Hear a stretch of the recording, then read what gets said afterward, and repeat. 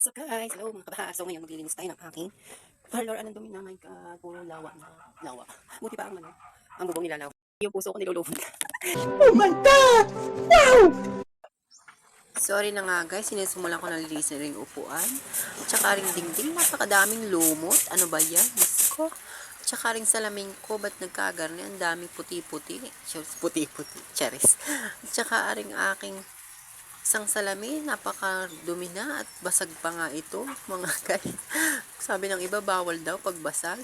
So, nilagay ko na. So, ari nga, pupunta nga ako sa taas at lilinisin ko, ari.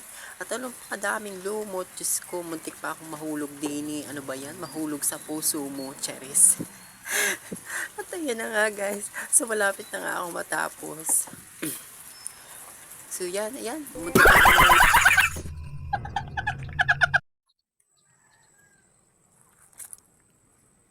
ay, sa wakas, natapos rin at ari na nga po ang aking parlor, ang aking munting parlor.